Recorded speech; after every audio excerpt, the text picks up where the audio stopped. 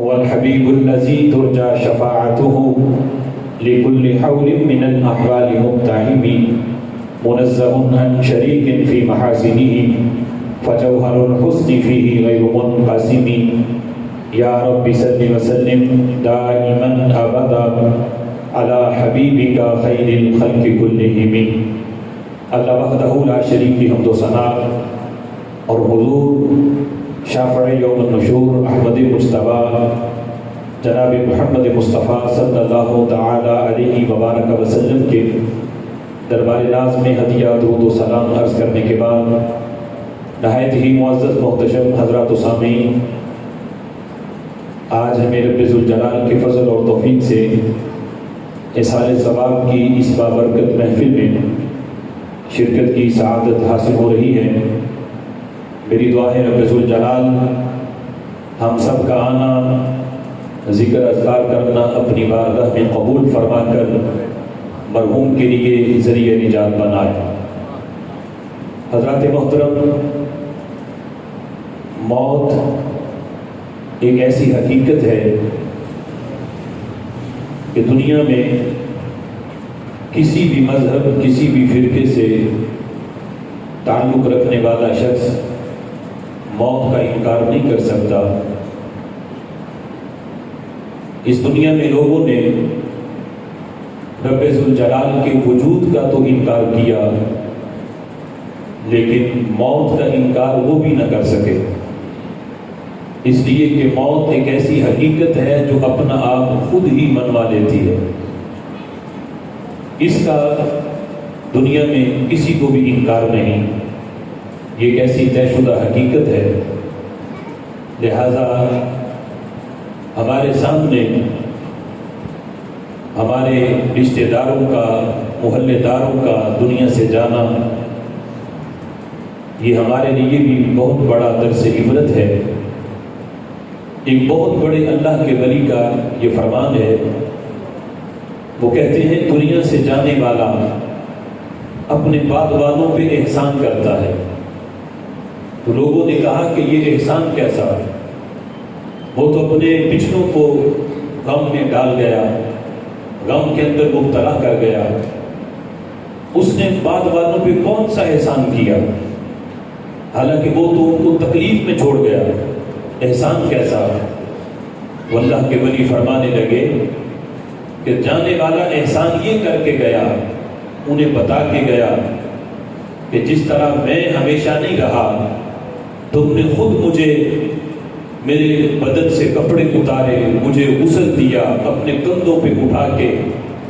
مجھے اندھیری قبر میں چھوڑا ہے۔ ان قریب یہ وقت تمہارا بھی آنے والا ہے، تمہارے ساتھ بھی یہ ظلم ہوگا۔ لہذا مرنے والا بعد والوں کو موت یاد دلاتا ہے کہ میں تو جا رہا ہوں، لیکن تمہارے پاس وقت ہے کہ تم اپنی زندگی کو نیکیوں والی زندگی بنا کر اپنے رب کو راضی کر لو۔ حضرت یعقوب علیہ السلام حضرت ملک الموت سے فرمانے لگے کہ میری یہ تمنا ہے کہ جب تو میری روح قبض کرنے آئے تو اچانک نہ آ جانا، پہلے کوئی قاصد بھیجنا، پھر تم میری روح قبض کرنے آنا، اچانک میری روح قبض نہ کرنا۔ کسی قاصد کو بھیجنا میں تیاری کر لوں، نبیوں کی تو ہر وقت تیاری ہے، لیکن میں خاص اہتمام کر لوں اپنے رب کے پاس جانے کا، تو پہلے کوئی قاصد بھیجنا، پھر میری روح قبض کرنا۔ تو جس وقت حضرت یعقوب علیہ السلام کا آخری وقت آیا، ملک الموت آئے روح قبض کرنے، تو آپ فرمانے لگے کہ اے ملک الموت، تو نے تو کہا تھا کہ میں پہلے قاصد بھیجوں گا، تو تو بغیر بتائے، بغیر قاصد بھیجے ہی میرے پاس آ گئے روح قبض کرنے۔ تو ملک الموت کہنے لگے کہ حضور میں نے تو قاصد بھیجا تھا۔ فرمایا مجھے تو کسی نے آگے کوئی پیغام نہیں دیا کہ تم آنے والے ہو۔ ملک الموت نے کہا کہ کیا میرے آنے سے پہلے آپ کی داڑھی میں سفید بال نہیں آئے؟ میں یہ سفید بال یہ موت کے قاصد نہیں تو اور کیا ہے؟ یہ قاصد ہے میری طرف سے، رب ذوالجلال کی طرف سے، یہ سفید بالوں کا سفید ہو جانا یہ موت کے قاصد نہیں تو اور کیا ہیں؟ حضرت فاروق اعظم رضی اللہ تعالیٰ عنہ کا دور خلافت تھا، خطاب کر رہے تھے تو کسی نے مجمع میں کھڑے ہو کے کہا عمر اللہ سے ڈرو، موت کو یاد کرو، وقت کے امیر المومنین۔ آپ اس بندے کی بات سن کے غصے میں نہیں آئے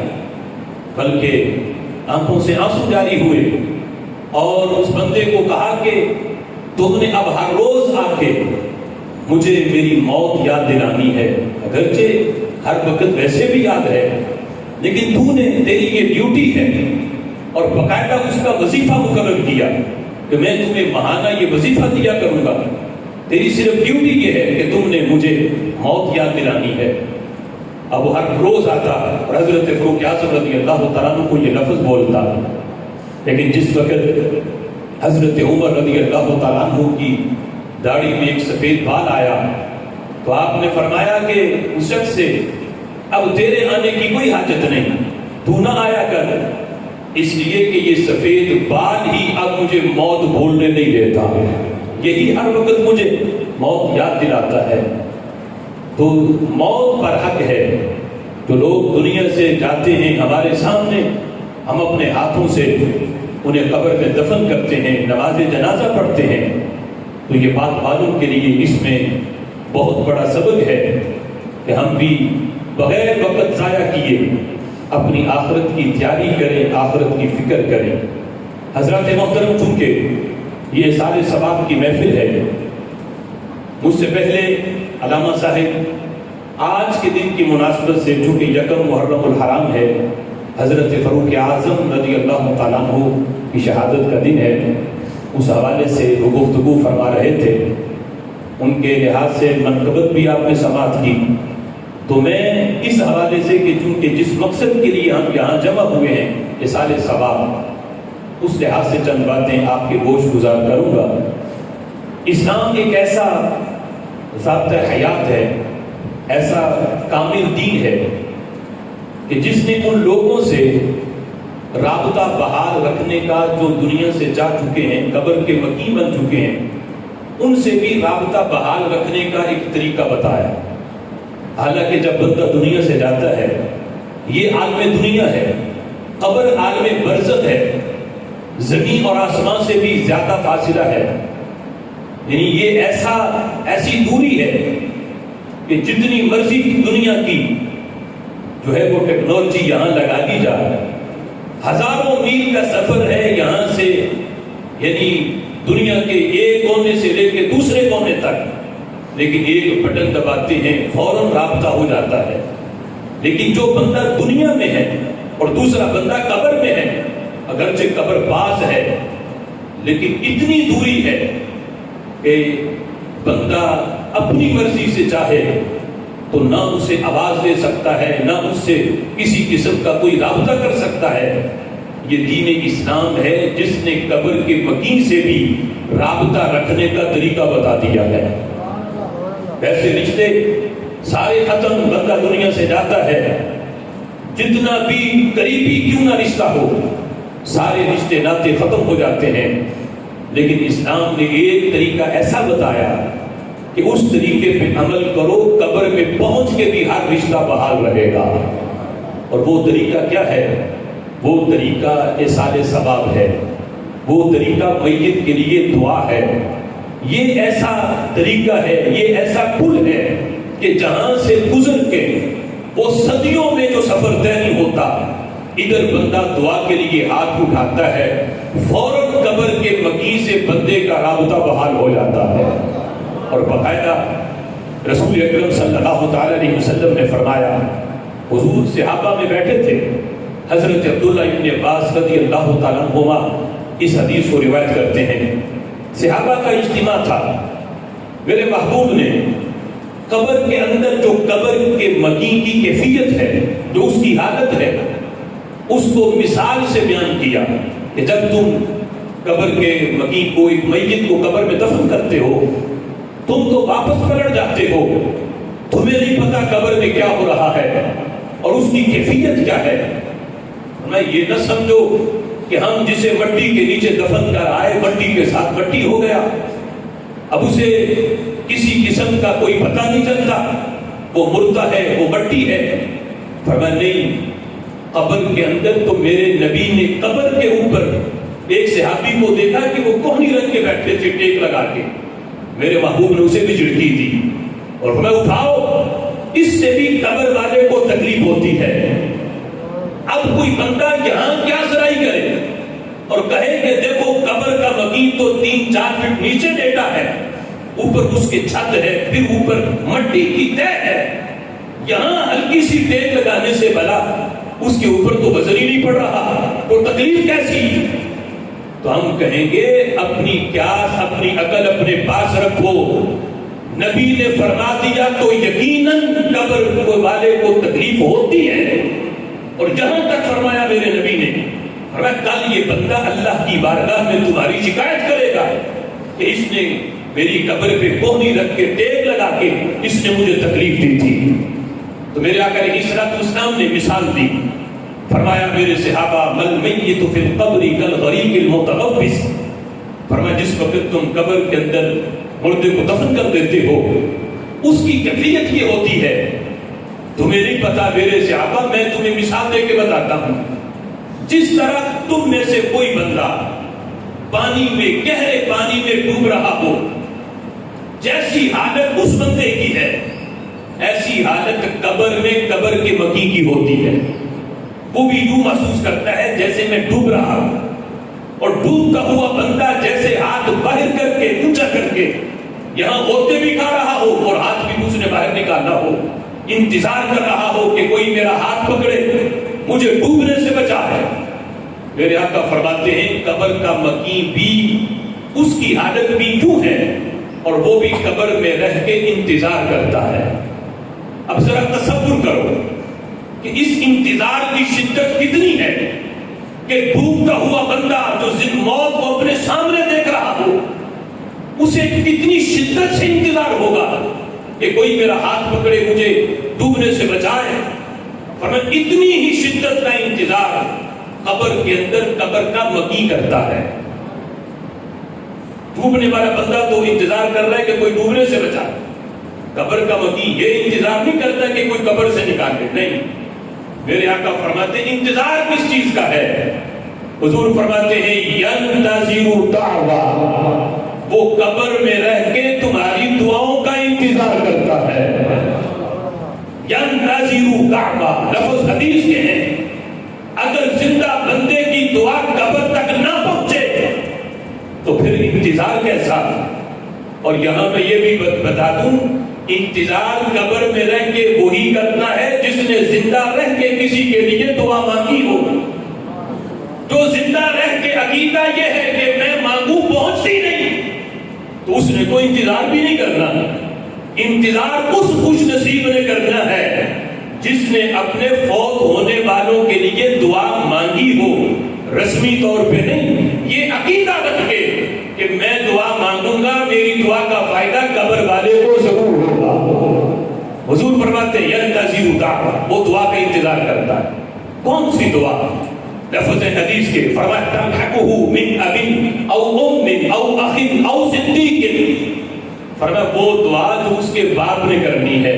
وہ دعا جو اس کی ماں نے کرنی ہے، وہ دعا جو اس کے بھائیوں نے کرنی ہے، قبر کا مکی قبر میں رہ کے ان سب کی دعا کا انتظار کرتا ہے۔ اب ذرا سوچو کہ دعا مانگنے میں اگر تاخیر ہو، قبر والے کو کتنا غصہ آئے گا کہ مجھے ان کی دعاؤں کی ضرورت ہے، اور یہ ہے کہ دن تراش کر رہے ہیں، یہ ہے کہ پیچھے سے چہرہ بگاڑ کے بیٹھے ہیں کہ ہم کیوں مانگیں، ہماری دعائیں تو پہنچے گی نہیں۔ میرے آقا نے اگلی بات بھی بیان کی، فرمایا رستے میں کوئی راہزن نہیں بیٹھا جو تمہاری دعا قبر والے تک پہنچنے نہیں دیتا، فرمایا پہنچتی بھی ہے اور وہ لے کے کتنا خوش ہوتا ہے۔ حضور فرماتے ہیں فَإِذَا لَحِقَتْهُ كَانَ أَحَبَّ إِلَيْهِ مِنَ الدُّنْيَا وَمَا فِيهَا، تمہاری 5 منٹ کی مانگی ہوئی دعا جب قبر والے کو پہنچتی ہے، وہ لے کے اتنا خوش ہوتا ہے، اگر دنیا میں رہ کے اسے پوری دنیا کی جاتی اور دنیا میں جو کچھ ہے سارا ساز و سامان اس کی ملک میں آ جاتا، وہ سب کچھ لے کے اتنا خوش نہ ہوتا جتنی تمہاری دعا کے چند جملوں سے وہ بندہ خوش ہو جاتا ہے۔ مختصر سی دعا، تصور تو کرو، ایک ملک میں جتنا خزانہ ہے وہ اگر کسی کی ملک میں آ جائے تو اس کی خوشی کا کوئی اندازہ نہیں کر سکتا۔ میرے آقا فرماتے ہیں پوری دنیا کی حکومت اور پوری دنیا کا ساز و سامان اس کی ملک میں آ جائے، وہ سب کچھ لے کے اتنا خوش نہ ہو جتنا تمہارا وہ دعا والا تحفہ لے کے خوش ہوتا ہے۔ اگلی حالت بھی بیان کر دی، دعا مانگی جائے اس کا بھی فائدہ ہے، جس کے لیے مانگی جائے اسے بھی پہنچتی ہے اور اتنا وہ خوش ہوتا ہے۔ فرمایا یہ دعا قبر والے کے لیے سب سے بڑا تحفہ قرار پاتا ہے۔ نبی پاک صلی اللہ علیہ وسلم نے یہاں تک کہ قبر کے مکین سے رابطہ کرنے کا بھی طریقہ بیان کیا۔ آج تو کچھ لوگوں کا نظریہ یہ ہے وہ تو جنازہ پڑھنے کے فوراً بعد دعا مانگنے کے قائل نہیں، کہتے ہیں بس ٹھیک ہے جنازہ پڑھ لیا اب کیوں مانگے دعا، کوئی فائدہ نہیں دعاؤں کا، بس اس کے وہی عمل اسے فائدہ دیں گے جو خود کر کے گیا۔ تم اس کے لیے حج کر لو، اس کی طرف سے صدقہ خیرات کر دو، اس کی طرف سے روزہ رکھ کے ثواب پہنچاؤ، جو مرضی کرتے رہو، تمہارے عمل کا فائدہ قبر والے کو نہیں ہونا۔ یہ ہے ان لوگوں کا نظریہ۔ تو میں کہتا ہوں ایک حدیث کی روشنی میں کہ جو لوگ یہ کہیں انہیں بھی کہا کرو کہ وہ سچ کہتے ہیں۔ ہمارا یہ نظریہ ہے کہ سب کچھ پہنچتا ہے، ہر نیکی پہنچتی ہے قبر والے کو، اس کا فائدہ ہوتا ہے، ہم بھی سچے، اور جو کہتے ہیں نہیں پہنچتا وہ بھی سچے۔ اب دونوں سچے کیسے؟ مشکات کی حدیث ہے، ایک صحابی حضور کی بارگاہ میں آئے، ان کا باپ فوت ہوا، مرتے مرتے اس نے وصیت کی کہ باپ مسلمان نہیں تھا، مرتے مرتے وصیت کی کہ جب میں مر جاؤں میری طرف سے 100 غلام آزاد کرنے ہیں۔ اب باپ فوت ہو گیا، ایک بھائی نے 50 غلام کہا کہ چونکہ ابا نے 100 کہا تھا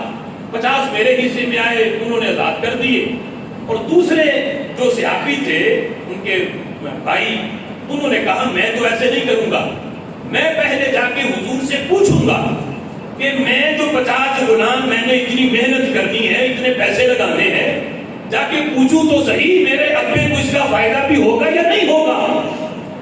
اب وہ صحابی یہ کام کرنے سے پہلے حضور کی بارگاہ میں گئے، جا کے پوچھا باپو میرے بھائی نے تو یہ کام کر دیا،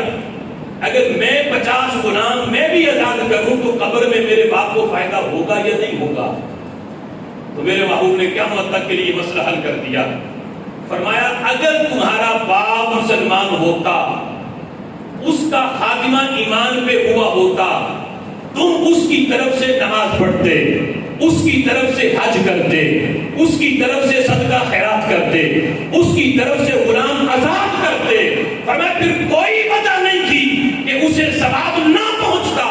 اب تم جو بھی کر لو تمہارے باپ کو اس لیے نہیں پہنچنا کہ وہ مسلمان نہیں تھا، اگر مسلمان ہوتا تو تمہاری ہر نیکی جو تم اس کے لیے کرتے اس کا فائدہ ضرور ہونا تھا۔ ہم کہتے ہیں ہم جن کے لیے سارے ثواب کرتے ہیں ان کا خاتمہ ایمان پہ ہوا ہے، اس لیے ضرور پہنچتا ہے، اور جو کہتے نہیں پہنچتا انہیں پتا ہے کہ ابے نے کام ہی اچھا کوئی نہیں کیا، اس کا خاتمہ ایمان پہ ہوا ہی نہیں، ساری زندگی صحابہ کا گستاخ، ساری زندگی نبی کا گستاخ رہا، خاتمہ ایمان پہ ہوا ہی نہیں، اس لیے جو مرضی کرتے نہیں پہنچنا وہ بھی سچے ہیں، اور جن کے لیے ہمیں سارے ثواب کرتے ہیں ہمیں پتا ہے ایمان ساتھ لے کے گئے ہیں، ہم نیکی کریں گے ثواب ضرور پہنچ جائے گا۔ نعرہ تکبیر، نعرہ رسالت، نعرہ حیدری۔ اب دیکھو کتنی بڑی دلیل ہے حدیث میں، نبی پاک علیہ الصلوۃ والسلام نے مسئلہ یہاں تک بیان کیا کہ قبر والے سے تم رابطہ کس طرح کر سکتے ہو۔ یہ الگ دین ہے جو بعد میں گڑا گیا کہ قبر والا سنتا نہیں۔ لوگ تو اولیاء کے بارے میں، نبیوں کے بارے میں یہ کہتے ہیں کہ ہم الصلاۃ والسلام علیکہ یا رسول اللہ درود کیوں پڑھیں، نبی تو معذرت سنتے ہی نہیں۔ ہم کہتے ہیں جس نبی کا کلمہ ہم نے پڑھا ہے ان کی شریعت میں تو یہ ہے کہ نبی تو نبی رہے، ولی تو ولی رہے، عام مومن ریڑی لگانے والا بھی وہ مومن اس کی قبر کے پاس کھڑے ہو کے اسے پکارو، ہمارے نبی فرماتے ہیں وہ بندہ بھی تمہاری آواز سنتا ہے۔ اور یہ باقاعدہ حدیث ہے۔ اور امام ابن قیم نے، جو ابن تیمیہ کا بھی امام اور نجدی جسے بڑا معتبر سمجھتے ہیں، اس نے کتاب روح کے اندر اس حدیث کی سند پہ باقاعدہ بات کرتے ہوئے کہا کہ یہ حدیث کی سند میں کوئی خرابی نہیں، 7 صدیوں تک امت اس پہ عمل کرتی رہی ہے۔ اور وہ حدیث کیا ہے؟ میرے آقا فرماتے ہیں اذا مات احدکم، جب تم میں سے کوئی بندہ فوت ہو جائے، تم میں سے کوئی بندہ فوت ہو جائے، فَلْيَكُمْ أَحَدُكُمْ عَلَىٰ رَأْسِ قَبْرِهِ، تو جو زندہ ہیں ان میں سے ایک بندہ قبر جب بن جائے تو قبر کے سرہانے میت کے سر کی طرف اس کے پاس کھڑا ہو جائے، قبر کے سرہانے کھڑا ہو جائے، کھڑا ہو کے کرے کیا؟ میرے آقا فرماتے ہیں قبر والے کا نام لے کے اسے پکارے، قبر والے کا نام لے کے، صرف اس کا نام نہیں لینا، فرمایا ساتھ اس کی امی کا بھی نام لینا ہے، ماں کا نام، یہاں باپ کا ذکر نہیں ہے، یعنی اگر مثال کے طور پہ اس کا نام زید ہے اور اس کی ماں کا نام زینب ہے تو یوں کہے یا زید ابن زینب، اے زینب کے بیٹے زید، اسے یوں کر کے پکارے، نام لے اس کی ماں کا بھی، باپ کا ذکر نہیں۔ یہاں محدثین نے کہا ماں کا اس لیے نام لے کہ ماں کا جو پیار ہے وہ بندے کی روح تک سرایت کر جاتا ہے، اس لیے وہ بندہ جلدی متوجہ ہوگا کیونکہ ماں کا نام لیا گیا، تو باپ کی بنسبت ماں سے پیار بندے کا زیادہ ہوتا ہے، اس لیے ساتھ ماں کا نام لے اور کہے یا زید ابن زینب، اے زینب کے بیٹے زید۔ میرے آقا فرماتے ہیں وہ مٹی نہیں، وہ پتھر نہیں جو تمہاری سنے نا، حضور فرماتے جب تم اسے پہلی بار اسے پکارو گے یسمع ولا یجیب، وہ سنتا ضرور ہے لیکن جواب نہیں دے گا، سنے گا لیکن جواب نہیں دے گا۔ فرمایا دوسری مرتبہ پھر کہو یا زید ابن زینب، پھر پکارو۔ میرے آقا فرماتے ہیں اب وہ یستوی جالسا، اب پہلے لیٹا ہوا تھا اب سیدھا ہو کے بیٹھ جائے گا۔ یہ کوئی لیلا مجنون کی داستان نہیں، لفظ حدیث کے ہیں اور وہ لفظ ہیں جو اس زبان سے نکلے ہیں جس زبان کی شان یہ ہے ما ينطق عن الهوى ان هو الا وحی یوحی، جب تک وحی کا نزول نہ ہو تب تک وہ زبان حرکت میں نہیں آتی۔ وہ نبی کی زبان جس کو سب کن کی کنجی کہیں، اس کی نافذ حکومت پہ لاکھوں سلام، وہ زبان ان سے یہ لفظ نکلے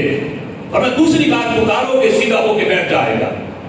میرے آقا فرماتے ہیں تیسری بار پھر کہو، پھر نام لو اسے۔ جب تم تیسری بار کہو گے حضور فرماتے ہیں تم تو نہیں سنو گے لیکن وہ اندر سے جواب دیتا ہے ارشدنی رحمک اللہ، ارشدنی، اے میرے مرشد، اے میرے رہنما، اے میری رہنمائی کرنے والے، بتا کیا کہنا چاہتے ہو، کیوں مجھے آواز دے رہے ہو، کیوں مجھے بلا رہے ہو؟ رحمک اللہ، اللہ تم پہ رحم فرمائے۔ لوگ کہتے ہیں قبر والا کچھ دے نہیں سکتا، میرے آقا فرماتے ہیں قبر والا قبر میں جا کے بھی تمہیں دعا دیتا ہے۔ رحمک اللہ، اللہ تم پہ رحم فرمائے، یہ قبر کا مکی کہتا ہے۔ اگرچہ ہمارے کان نہیں سنتے لیکن ہمیں یقین ہے چونکہ حضور فرما گئے، ہمیں پتا ہے کہ وہ جواب ضرور دیتا ہے۔ میرے آقا فرماتے ہیں اب جس وقت وہ متوجہ ہوگا سیدھا ہو کے بھی بیٹھ گیا اور آگے سے وہ کہہ رہا ہے بتا کیوں مجھے بار بار بلاتے ہو، کیا کہنا چاہتے ہو، کیا وجہ ہے مجھے بلانے کی؟ تو میرے آقا فرماتے ہیں اب تم اسے یوں کہو، اب یہ ہے عربی، اب یہاں دیکھو عام سا بندہ جس نے ساری زندگی ایک دن بھی مدرسے میں جا کے نہ دیکھا ہو لیکن خاتمہ ایمان پہ ہوا ہے، حضور فرماتے تم اس سے عربی بولو گے، عربی میں بات کرو گے، وہ آگے سے یہ نہیں کہے گا کہ مجھے تو آتی نہیں عربی. فرمایا وہ تمہاری عربی سنے گا بھی, سن کے سمجھے گا بھی, اور حیرت کی بات یہ ہے آگے سے جواب بھی عربی میں دے گا. یہ ہے ترقی جو قبر میں جا کے ہوتی ہے بغیر کسی کے پڑھائے. عربی جانتا بھی ہے, بولتا بھی ہے, سمجھتا بھی ہے. میرے آقا فرماتے ہیں تم اس سے کیوں کہو, کہنا کیا ہے, اس سے کہو اذکر ما خرجتنی من الدنیا شہادت ان لا الہ الا اللہ وان محمد رسول اللہ. اس سے کہو اے اللہ کے بندے, اے زید, یا جو بھی اس کا نام ہے اس کا نام لے کے کہو, اے فلاں, اے اسلم, اے زید, اے شاہد, جو بھی نام ہے اس کا نام لے کے کہو, یاد کرو وہ چیز, وہ عقیدہ جس عقیدے پہ تم دنیا میں تھے. یاد کرو وہ کلمہ جو تم دنیا میں پڑھتے تھے. یاد کرو وہ عقیدہ جو عقیدہ لے کے تم دنیا سے نکلے ہو اور قبر میں آئے ہو. کیا عقیدہ تھا؟ کہو کہ تمہارا عقیدہ یہ تھا, تم اللہ کو ایک مانتے تھے, تم محمد رسول اللہ صلی اللہ علیہ وسلم کو اللہ کا آخری نبی اور آخری رسول مانتے تھے, تم قرآن کو اپنا امام مانتے تھے اور اسلام کو اپنا دین مانتے تھے. یہ چار باتیں اس سے کہو کہ یاد کرو تم تو اس عقیدے پر تھے, اللہ کو بھی ایک مانتے تھے, رسول اللہ کو اللہ کا نبی مانتے تھے, قرآن کو امام مانتے تھے, اسلام کو دین مانتے تھے. فرمایا اسے یہ یاد کرواؤ. وہ آگے سے یہ نہیں کہے گا کہ تم کیا کہہ رہے ہو, میری زبان میں بات کرو. میرے آقا فرماتے ہیں عربی سمجھ کے اسے فوراً یاد آ جائے گا. جب یاد آئے گا تو وہ کیا کہے گا, وہ کہے گا اللہ, اگر خاتمہ ایمان پہ ہوا ہے, بد مذہب کی بات نہیں, کافر کی بات نہیں, کسی خارجی رافضی کی بات نہیں, صحیح العقیدہ سنی.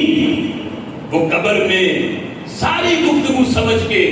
اسے جب یاد آئے گا تو وہ کیا کہے گا, ابھی منکر نکیر قبر میں نہیں آئے, یہ معاملہ ان سے پہلے کا ہے, دفن کیا, فوراً یہ کہو ابھی منکر نکیر نے آنا ہے. اب جس وقت یاد کروایا میرے آقا فرماتے ہیں وہ پڑھنا شروع کر دے گا, اللہ ربی محمد النبی, قرآن امامی, اسلام دینی. فوراً کہے گا میرا رب اللہ ہے, محمد میرے نبی ہیں, قرآن میرا امام ہے, اسلام میرا دین ہے. وہ ورد کر رہا ہوگا اللہ ربی محمد النبی, محمد النبی. حضور فرماتے ہیں ادھر ورد جاری ہوگا, ادھر سے منکر نکیر آ جائیں گے. اب منکر نکیر آ کے دیکھیں گے کہ ہم نے تو آ کے اسے جگانا تھا, اسے اٹھا کے بٹھانا تھا اور پھر اس سے سوالات کرنے تھے. یہاں معاملہ تو الٹ ہے, یہ تو پہلے سے جاگا ہوا ہے, یہاں تو پہلے سے رونق لگی ہوئی ہے. جو سوال ہم نے اس سے آگے کرنے تھے کہ بتا تیرا رب کون ہے, تیرا دین کیا ہے, یہ تو پہلے کہہ رہا ہے اللہ ربی, پہلے سے وظیفہ کر رہا ہے. تو فرشتے رب کی بارگاہ میں عرض کرتے ہیں اللہ ہم اس سے سوال کیا کریں, یہ چپ کرے تو ہم اس سے سوال کریں, یہ تو مسلسل جو ہم نے سوال کرنے ہیں وہی جواب پہلے سے دوہرا رہا ہے, اس سے ہم کیا سوال کریں. میرے آقا فرماتے ہیں رب فرشتوں سے فرماتا ہے فرشتوں اس سے کوئی سوال نہ پوچھو, اس کی جنت, اس کی قبر میں جنت کی کھڑکی کھول دو, اس کی قبر میں جنت کا دروازہ کھول دو. کوئی عادت نہیں ہے اس سے سوال کرنے کی. جو سوال اس سے کرنے ہیں اور جو جواب اس سے لینے ہیں وہ پہلے سے وظیفہ کر رہا ہے, لہذا کسی سوال کی حاجت نہیں. یہ بندہ بخشا ہوا ہے, اس کی قبر میں جنت کی کھڑکی کھول دی جائے. اب دیکھو کتنا بڑا وظیفہ ہے اور کتنا بڑا عمل ہے.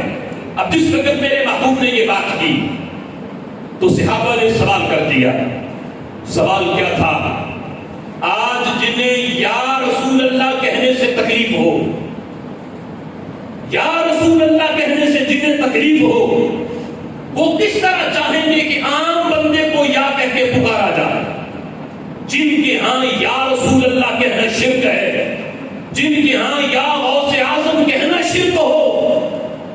ان کے ہاں عام بندے کو یا زید کہہ کے پکارنا جائز کیسے ہوگا.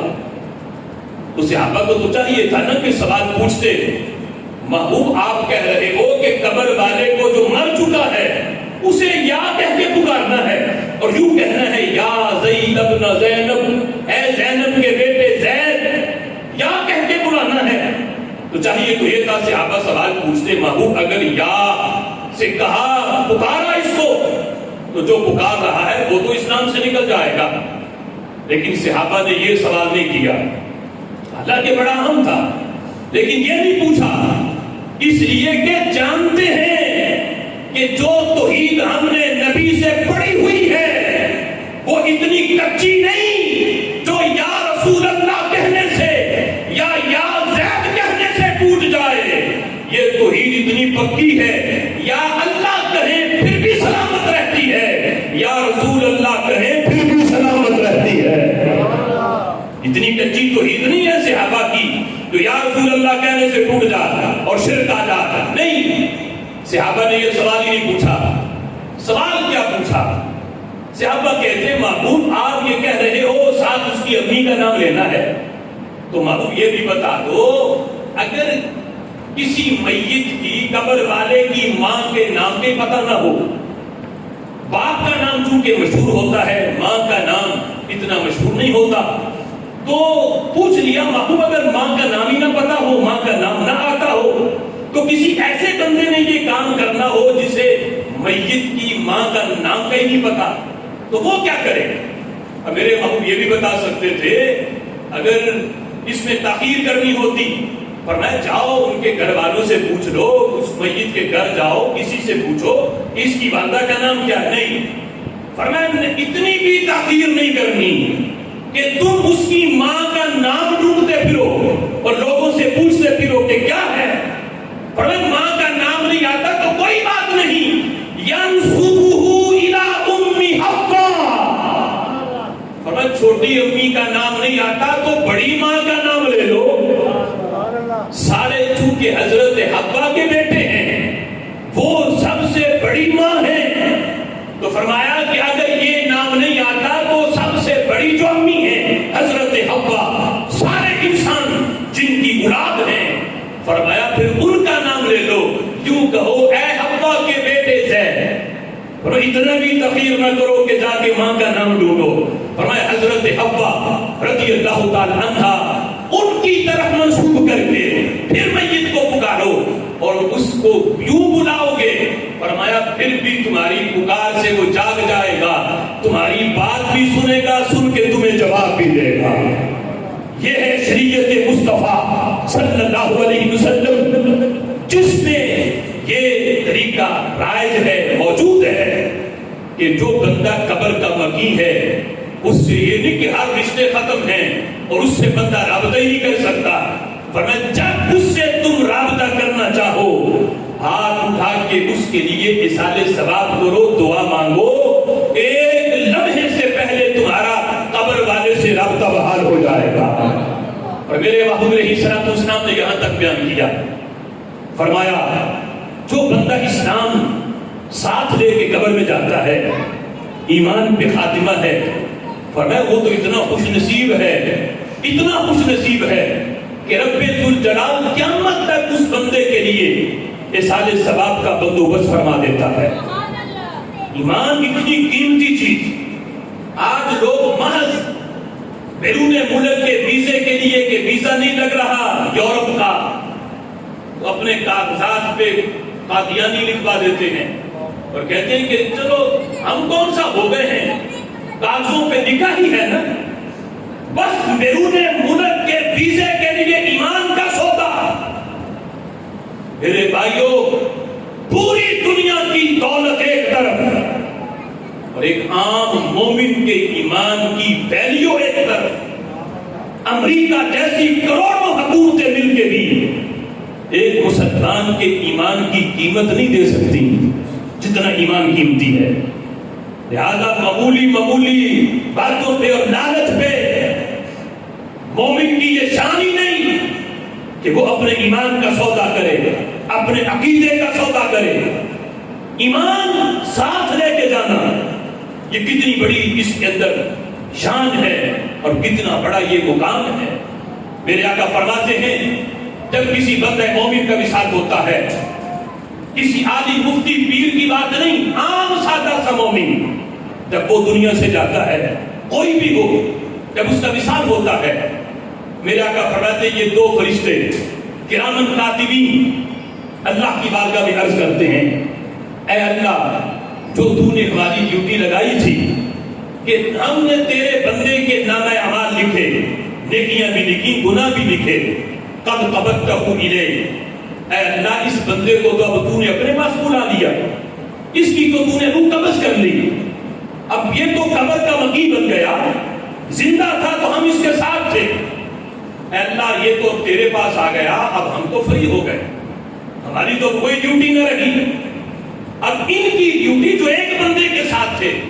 ان کی ڈیوٹی کسی اور کے ساتھ بھی نہیں رکھتی، بندہ نیا پیدا ہوگا تو اس کے فرشتے نئے ہوں گے، یہ فری ہو گئے، اللہ کی بارگاہ میں عرض کرتے ہیں اللہ بتا اب ہم کیا کریں، ڈیوٹی ہم نے نبھائی ہے، بندہ فوت ہو گیا تیرے پاس آ گیا، اب ہم کیا کریں، اللہ ہمیں اجازت دے ہم آسمانوں پہ کسی جگہ پہ ہم ڈیرے لگا لیں اور قیامت تک ہم تیری بندگی کرتے رہیں۔ میرے آقا فرماتے ہیں اللہ ان فرشتوں سے فرماتا ہے نہیں، سمائی مملوءۃ من ملائکتی، میرے آسمان تو پہلے ہی میرے فرشتوں سے بھرے ہوئے ہیں، تمہارے لیے یہاں کوئی جگہ نہیں۔ فرشتے کہتے ہیں اللہ اگر آسمانوں پہ جگہ نہیں تو اجازت دے، ضروری نہیں کہ ہم آسمانوں پہ رہیں،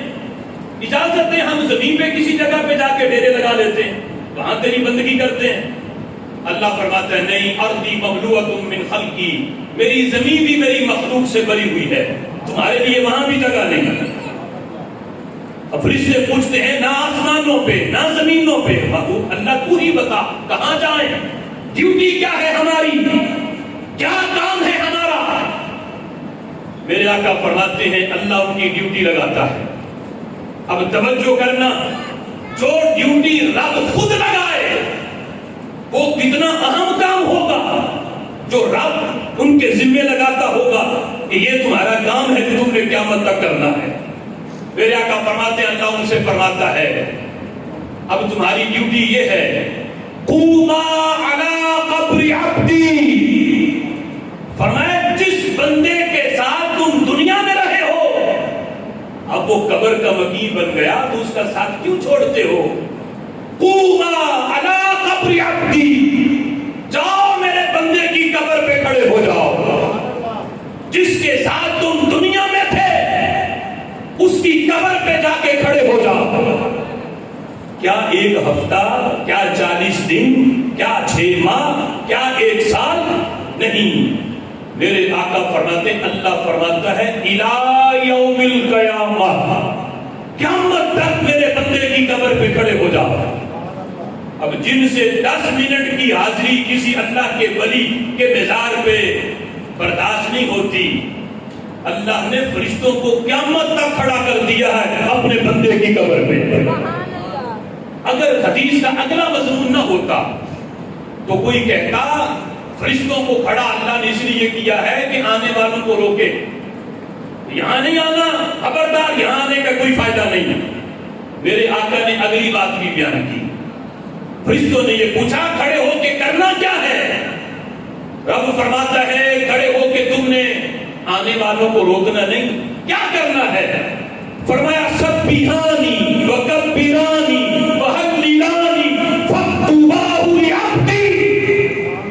قیامت تک میرے بندے کی قبر پہ کھڑے ہو کے تم نے سبحان اللہ کی تسبیح پڑھنی ہے، قیامت تک تم نے اللہ اکبر کی تسبیح پڑھنی ہے، قیامت تک تم نے لا حول ولا قوت الا باللہ کی تم نے تسبیح پڑھنی ہے۔ فرمایا قیامت تک یہ کام تم کرو گے، اس کا ثواب میں اپنے بندے کے کھاتے میں درج فرماؤں گا۔ تم تو معصوم ہو، تمہیں تو نیکیوں کی حاجت نہیں، لیکن جو قبر والا ہے اسے تو ضرورت ہے۔ یہ نہیں کہ اب اس کے نامہ اعمال میں نیکیوں کا اضافہ نہیں ہو سکتا، اللہ نے خود ڈیوٹی لگا دی ہے، فرمایا قیامت تک تم یہ تسبیح کرو۔ اب ایک ہے ہم تسبیح کریں اور ایک ہے رب کے فرشتے تسبیح کریں، تو کتنا فرق ہے۔ فرمایا قیامت تک تم نے یہ تسبیح کرنی ہے اور اس کا فائدہ یہ ہوگا، فرمایا فرشتوں پڑھو گے تم، اس کا ثواب میں اپنے بندے کے نام اعمال میں درج فرماؤں گا۔ اگر یہ کام ناجائز ہوتا اور اگر قبر والے کو فائدہ نہ ہوتا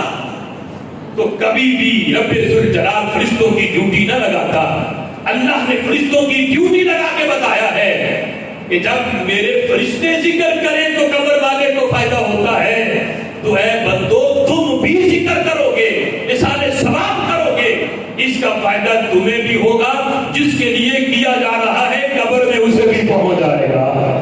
یہ ایک حدیث کتنی الجھنوں کا حل ہے، اس سے قبر میں جانا بھی ثابت ہوا اور اِصالِ ثواب بھی ثابت ہوا۔ کیونکہ نماز کا وقت ہوا،